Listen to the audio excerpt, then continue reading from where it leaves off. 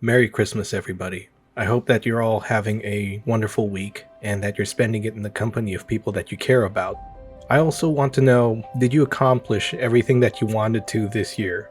Do you feel like you're ready for next year? Did you meet a job goal? Are you making as much as you feel like you should?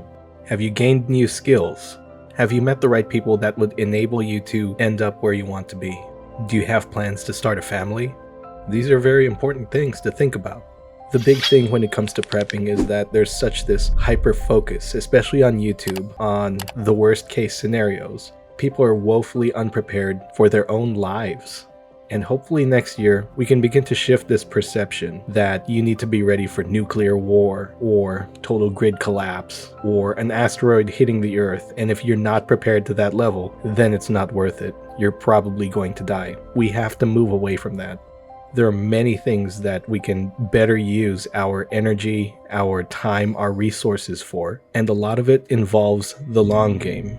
It's not as sexy as going out with a plate carrier or the latest rifle, but prepping for your everyday and doing these gradual shifts in your communities is the most realistic way to really kind of move the needle where it needs to go.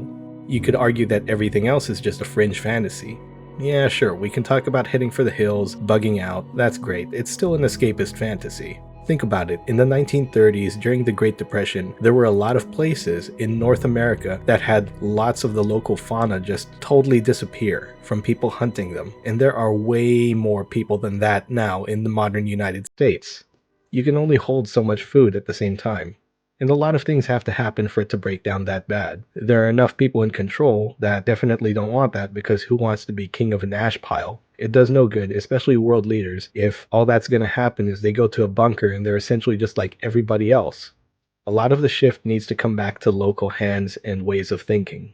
Whether you live in a small town or a major city, there are different things that you have to consider. And I've always said through different videos that money is going to be one of the vehicles that you need to square away.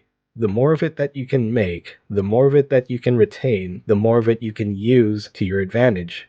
Whether you can put that money towards learning a new skill, or insulating your family from problems, or for acquiring certain goods that would actually make sense, then you can kind of see where I'm going with this train of thought. And let's say the world doesn't end tomorrow, because it probably won't. There are a lot of people who neglected to prepare their bodies or their pocketbooks for retirement, old age, maladies like cancer. So you've got decades worth of food and 100 guns, but it does you no good if you're on your way out and you have no way to pay a doctor.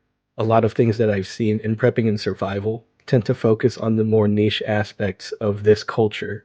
Instead, what you'd have to do as a responsible adult, as a responsible American, is to think of ways to actually create some kind of meaningful change. Because this Christmas Day, I want you all to realize there are people waking up hungry. There are people waking up with no more home to go home to. There are people who don't wake up.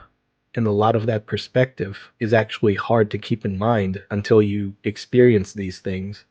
It's kind of a catch-22.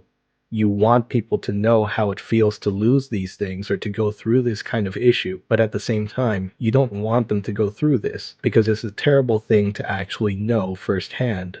But there's no way for people to truly understand unless you actually go through it. That leaves us with the need for people to be intelligent and perceptive enough to put themselves in that type of situation and then understand that we don't have it that bad at all. We can work our way through some of these problems still. And it's not the cool guy kind of prepping. You're not going to be Artyom or Joel or, pick your favorite protagonist of end of the world scenarios, whatever. The only thing that you can do is be the best version of yourself, for your family, and for your community.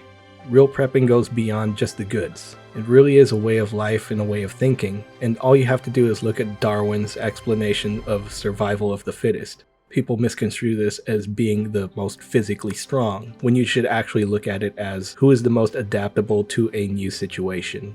When you stop adapting, when you stop improving, that's when organisms start dying.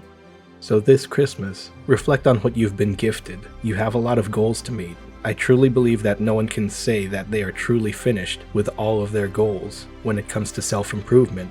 when it comes to improving your area. Make a list, let's have a discussion, let's take stock of what we have, prepare the best that we can, and look forward to the next year. 2024 is probably going to be an interesting time, I'm not going to lie, so I want you to keep that in mind. Write your goals and work towards achieving them. Let's start trying to make next year as best as it can be for all of us. Until the next video, be good, stay safe, and have a good one.